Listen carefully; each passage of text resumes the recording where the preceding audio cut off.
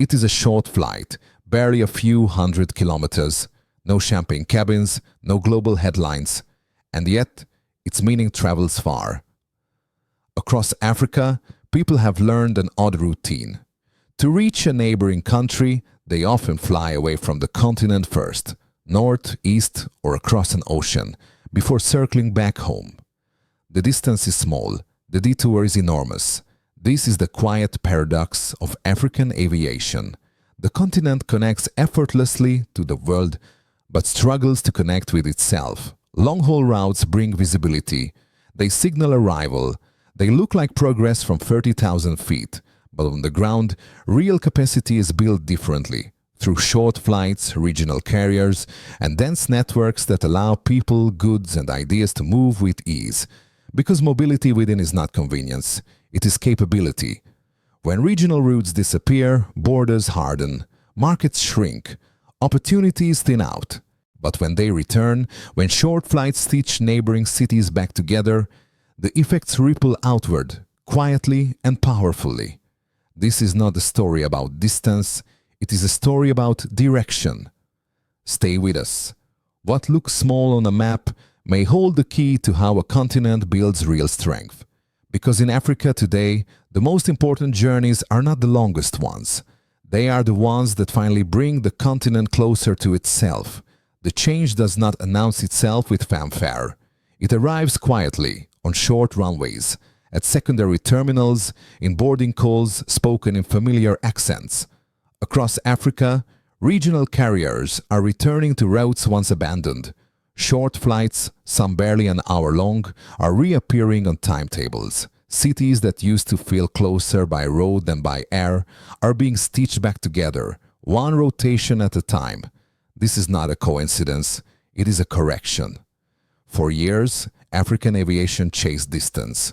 Long-haul routes promised prestige, visibility, and connection to global centers of finance and tourism. They looked like progress. From the outside, they were. But beneath the surface, something fundamental was missing: density. Real mobility is not built by a handful of distant links. It is built by many short ones, frequent, reliable, affordable. The kind that allow traders to move goods before they spoil. The kind that let students return home without losing days in transit.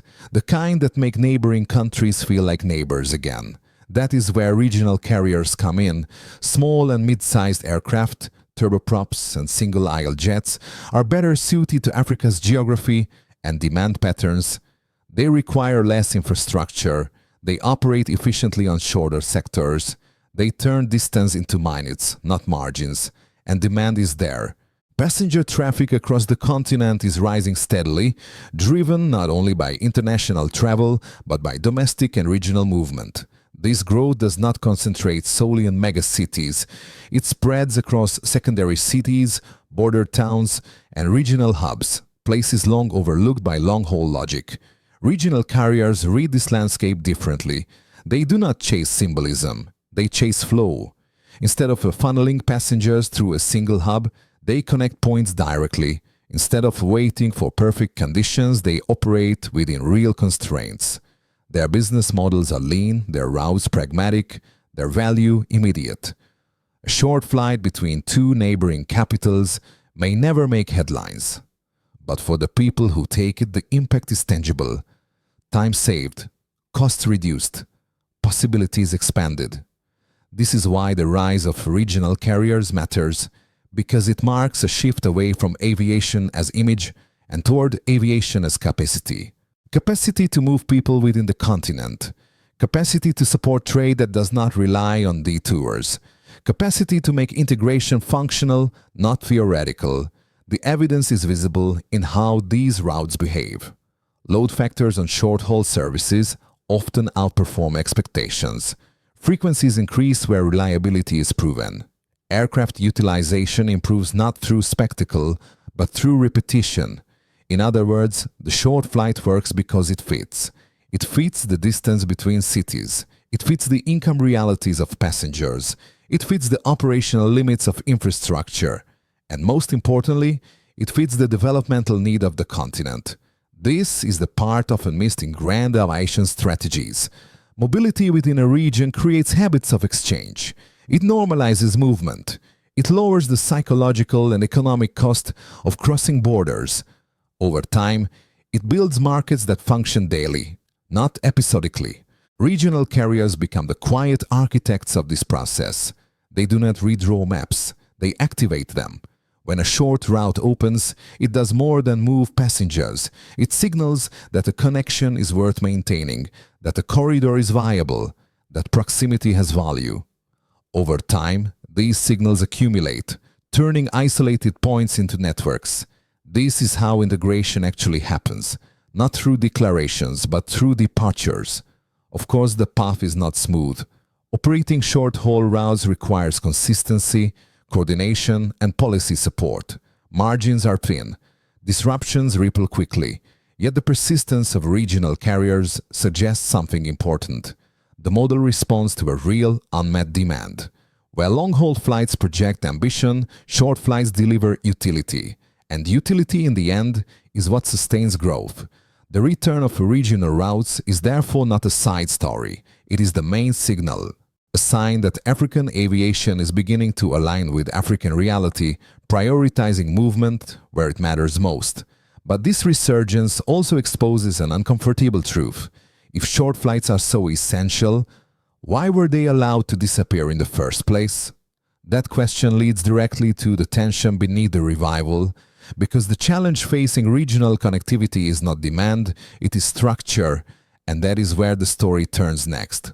The resurgence of short flights raises an obvious question. If regional routes make so much sense, why did they disappear at all? The answer is uncomfortable, and it sits at the intersection of history, structure, and habit. For decades, African aviation was shaped outward. Networks were designed to connect capitals to distant hubs beyond the continent. The logic was inherited, reinforced, and rarely questioned. Long-haul routes offered visibility. They promised prestige. They aligned with a world that measured relevance by distance traveled, not communities connected. Flying far became a symbol of arrival. Flying near was treated as secondary. Over time, this orientation hardened into structure. Airports were optimized for international departures. Scheduling favored connections through a few dominant hubs. Regulatory frameworks evolved unevenly, often making cross-border regional flights more complex than intercontinental ones. The result was paradoxical. It became easier to fly out of Africa than across it. Short flights, those linking neighboring countries, were left exposed. Thin margins, fragmented policies, limited coordination. When fuel prices rose or currencies weakened, these routes were the first to be cut. Not because demand vanished, but because support did. Then came disruption. Global shocks forced airlines to reassess everything. Long-haul travel slowed. International demand wavered. Suddenly, distance looked less reliable than proximity. Airlines that survived did so by adapting, by turning inward, toward routes that reflected everyday movement rather than occasional journeys. This is where the shift begins. Regional carriers stepped into the gap not out of idealism, but necessity. They understood local demand patterns. They operated aircraft suited to short sectors. They navigated constraints with agility rather than scale, and passengers responded. Load factors on regional routes rebounded faster than expected. Where schedules were reliable, people returned. Where prices were accessible, mobility resumed. The appetite to move within the continent had never disappeared.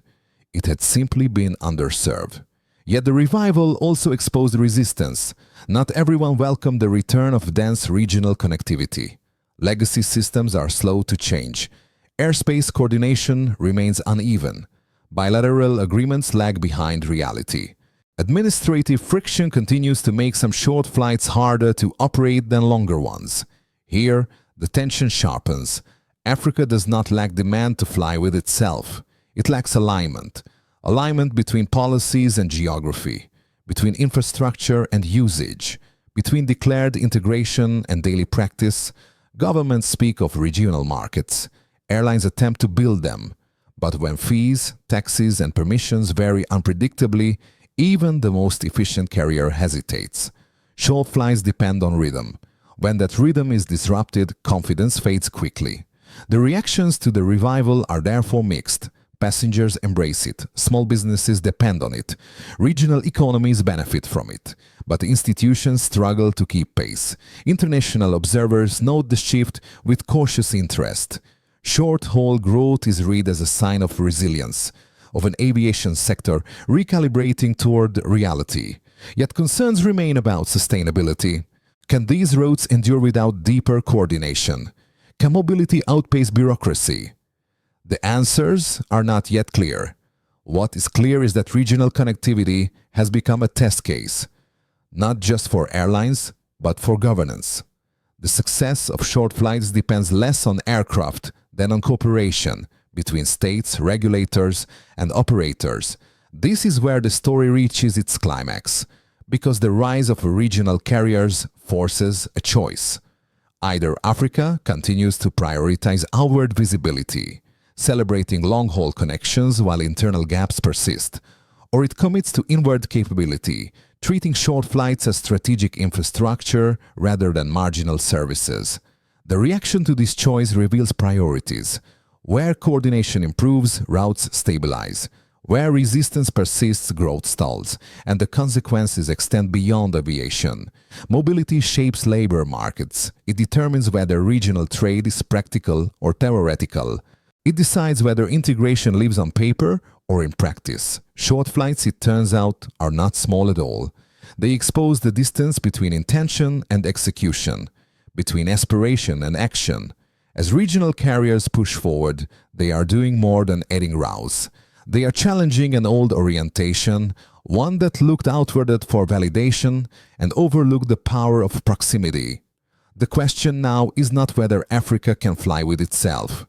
It is whether it will choose to, because when mobility becomes internal, capacity follows, and when capacity grows, sovereignty begins to take on a practical shape. That is why the return of the short flights matters so deeply, and why their future will define far more than airline schedules. What emerges next is the human and political cost of getting this choice wrong, or finally getting it right. The true impact of short flights is not measured at the gate. It is felt beyond the airport fence.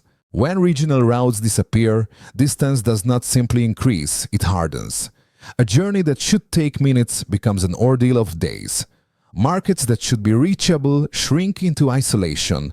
Borders thicken, not with walls, but with friction. And when short flights return, the change is immediate. For ordinary travelers, mobility reshapes daily life. A trader can move goods before value fades. A student can cross a border without sacrificing a week. A family can remain connected without detours that drain time and savings. These are not luxuries. They are the mechanics of participation. Mobility within a continent is not convenience. It is capacity. Capacity to trade. Capacity to learn. Capacity to respond. This is why the revival of regional routes carries consequences far beyond aviation. It reactivates local economies that depend on circulation rather than spectacle. It supports commerce that is small in scale but constant in rhythm. It allows opportunity to move at human speed. When short flights work, cities stop competing for distance and start cooperating through proximity. The political implications follow quickly. Mobility exposes governance. Where routes are reliable, institutions appear coordinated. Where routes falter, policy gaps reveal themselves. The ability to sustain short-haul connectivity becomes a public test of state capacity, of whether regulation enables movement or obstructs it. Here the conversation shifts from transport to power. A state that cannot facilitate movement between its neighbors struggles to claim integration in practice. Declarations of regional unity ring hollow when people must leave the continent to cross it. The distance between rhetoric and reality becomes visible, measured in layovers, fees, and lost hours. Short flights then become political instruments without being political acts. They do not campaign. They do not legislate. They simply function or fail. And in that functioning, they reveal priorities. When governments streamline permissions, coordinate airspace, and stabilize operating conditions, regional carriers respond with frequency and reliability. When bureaucracy thickens, routes thin. The feedback loop is unforgiving but fair. This is why mobility has emerged as a language of sovereignty. Not sovereignty as a slogan, but sovereignty as an outcome. The ability to move people and goods across nearby borders without excessive friction signals confidence. It says that control is exercised through competence, not constraint. Across the continent, this idea is gaining ground. Discussions about development increasingly center on agency, on whether systems empower citizens to act within their region, not just connect outward. In that broader reassessment, names like Ibrahim Traoré are referenced less for sectoral policy and more as symbols of a generational insistence that autonomy must be operational to matter. The emphasis is not on isolation, it is on effectiveness. Regional mobility strengthens the social contract. When people can move, they can choose. When they can choose, markets become competitive, institutions face pressure, and accountability gains traction. Movement, in this sense, is democratic. It distributes access. The absence of movement does the opposite. It concentrates advantage, favors intermediaries, and rewards distance over proximity. Over time, it erodes trust, not in airlines, but in systems meant to serve the public. This is why the stakes are high. Short flights lower the cost of participation. They turn neighboring countries into reachable partners rather than abstract markets. They allow regional value chains to function without detours through distant hubs. In doing so, they convert geography from a constraint into an asset. The political signal is unmistakable. A continent that moves within itself builds resilience. A continent that must route through others exports dependence. None of this requires grand gestures. It requires consistency, predictable rules, coordinated skies, a recognition that the most powerful connections are often the least glamorous. The quiet success of a short route can do more for integration than a celebrated long-haul launch. One builds habit, the other builds headlines, and habits endure. As regional carriers stitch together nearby cities, they are not merely filling seats. They are reducing the distance between intention and outcome, between policy and practice, between sovereignty as an idea and sovereignty as lived experience. This is the human and political consequence of getting short flights right. Because when mobility becomes ordinary, capacity becomes real. And when capacity takes root, a different future begins to look achievable. The next question, then, is not whether short flights matter. It is whether the systems around them are ready to let their impact compound. That answer will determine whether proximity becomes Africa's strength or remains its missed opportunity. From the outside, the shift is subtle, but it is being noticed. In foreign capitals and boardrooms, African aviation is read less by spectacle and more by pattern. Long-haul launches still draw attention, but it is the return of short routes that carries analytical weight. Regional connectivity signals something deeper than tourism demand. It signals institutional confidence, because short flights reveal how systems behave under frequency. They expose whether airspace coordination works day after day, whether permissions are predictable, whether rules align across borders that share history, markets, and people.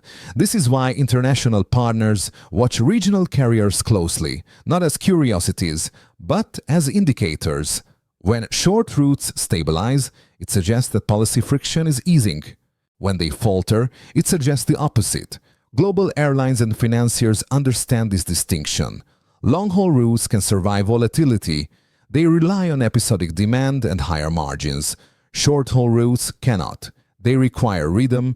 They demand cooperation. They thrive only where alignment exists. So, when regional carriers expand, observers recalibrate risk. Insurance models soften. Leasing terms adjust. Partnerships become plausible. None of this happens publicly. It happens quietly, through spreadsheets and planning cycles. Connectivity, in this sense, becomes a form of communication. What is being said is simple. Proximity is working. At the continental level, this message carries strategic weight. Efforts to liberalize skies and streamline routes were designed for precisely this outcome, to replace fragmentation with flow. Progress has been uneven, but the re-emergence of regional services suggests traction where it matters most.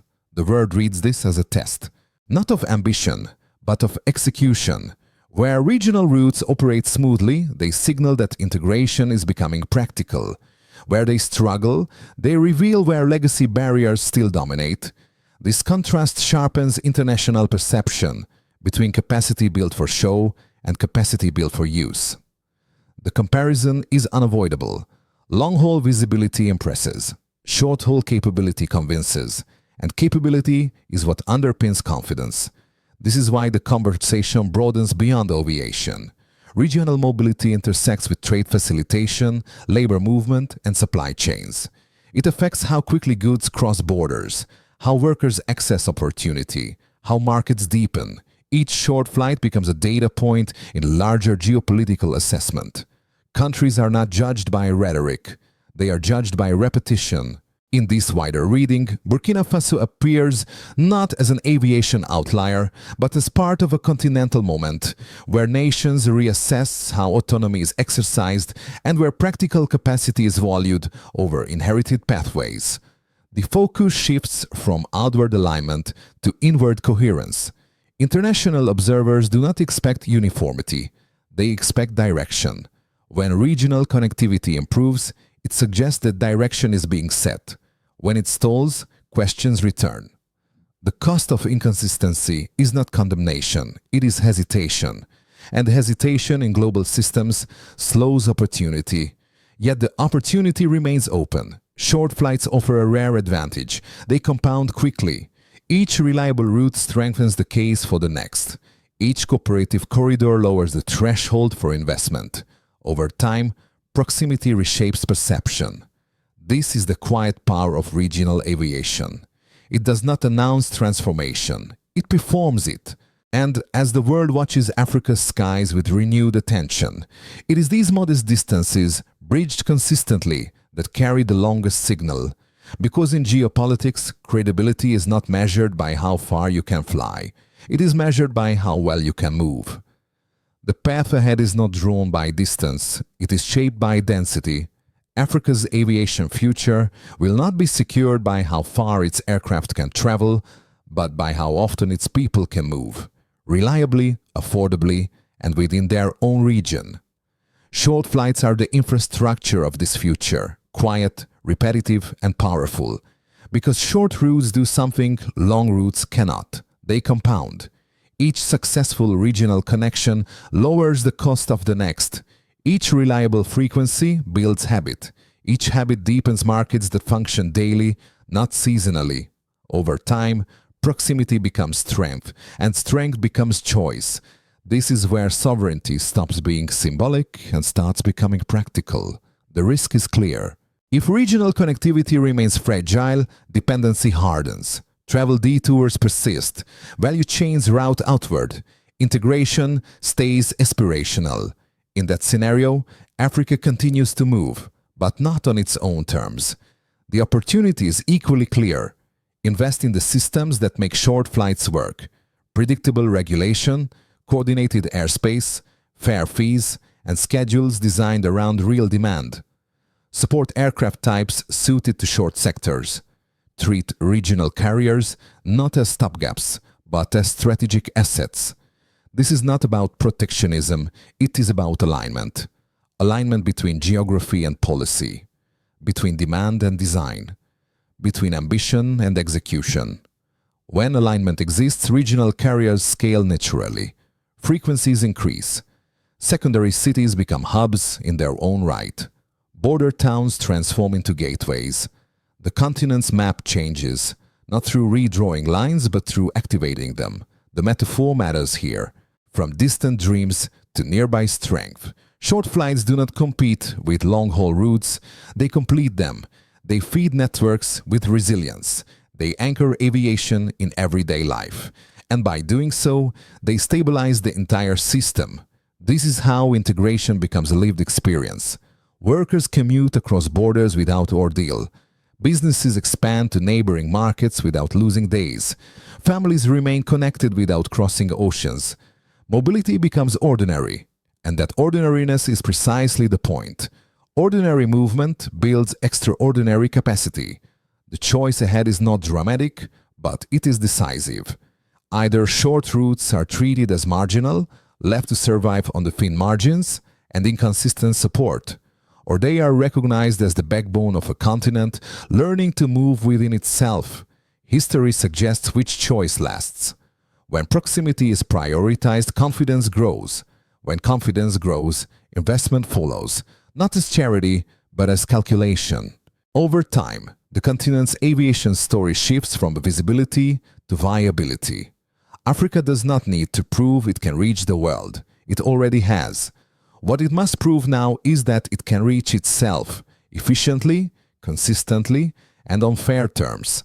Because sometimes the distance between dependence and dignity is not measured in thousands of kilometers. It is measured in a few hundred, and in those short stretches of sky, a quieter kind of sovereignty is waiting to be built, one departure at a time. In the end, this story is not about aircraft size or flight duration. It is about what kind of movement the continent chooses to prioritize. Long-haul routes may carry flags across oceans. They may signal presence on the global stage.